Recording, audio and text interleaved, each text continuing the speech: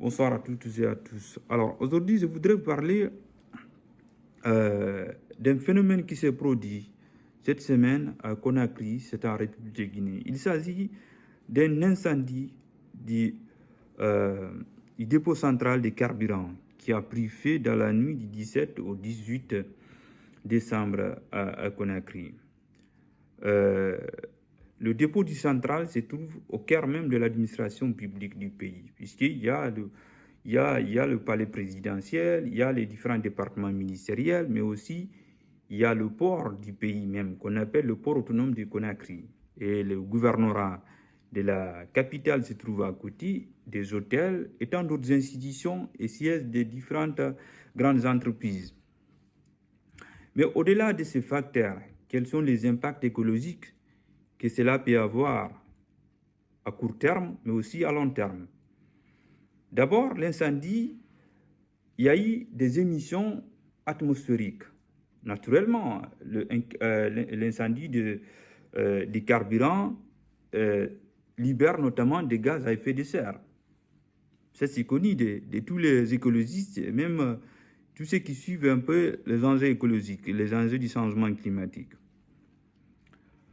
Au-delà des émissions atmosphériques, il y a également la contamination du sol. Les produits pétroliers brûlés peuvent contaminer le sol. C'est basique pour un écologiste et même pour un scientifique ou quelqu'un qui suit un peu l'évolution des changements climatiques.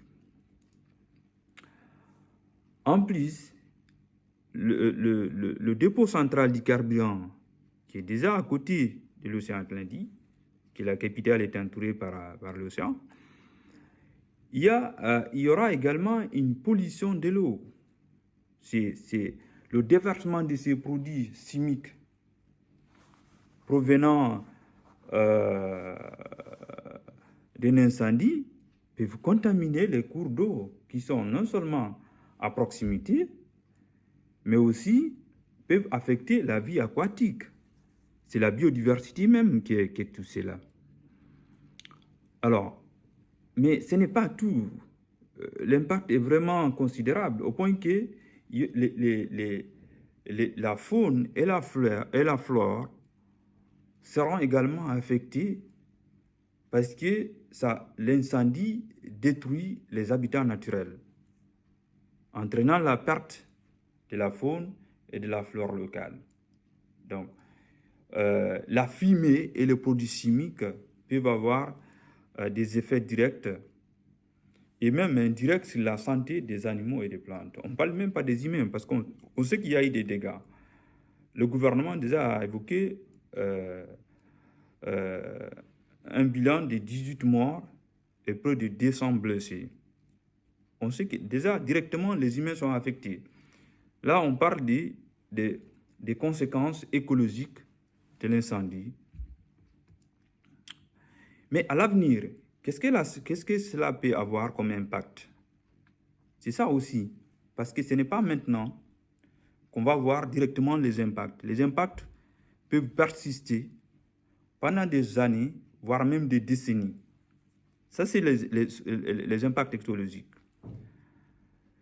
Et en fonction de la gravité, parce que pour le moment, je pense qu'il n'y a pas eu d'abord une étude ou un bilan global qui démontre un peu la gravité ou les dégâts collatéraux qui ont eu lieu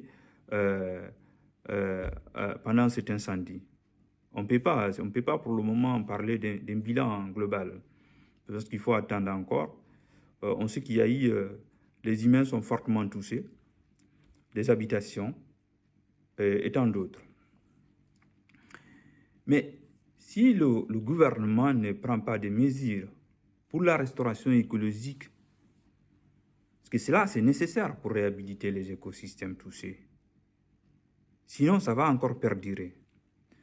On aurait dû éviter cela, mais les régimes qui se sont succédés, il y a eu une sorte d'inertie de la part de ces gouvernants et qui n'ont pas pu construire à temps un dépôt central hors de la commune, ou hors de la capitale même, pour mettre à l'abri les citoyens de ce danger. C'est un danger à la fois humain, mais aussi un danger écologique. Voilà. Sachant que la Guinée, déjà, est l'un des pays fortement touchés par les phénomènes climatiques.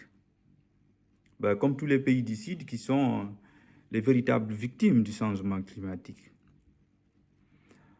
Alors, pour clôturer, je voudrais encore une fois ici présenter toutes mes condoléances aux différentes familles éplorées et demander une solidarité nationale et internationale pour faire en sorte que les déplacés, parce que moi je les appelle désormais des déplacés climatiques, ouais, pour faire en sorte qu'ils puissent trouver des habitations. Pour le moment, la plupart d'entre eux, ils sont logés par des proches, des parents, et apparemment d'autres dorment sur la belle étoile. C'est triste. Voilà, donc encore une fois, prompt rétablissement aussi à tous les blessés. Il est temps de prendre des mesures idoines pour éviter ce genre de drame à l'avenir. Je vous remercie.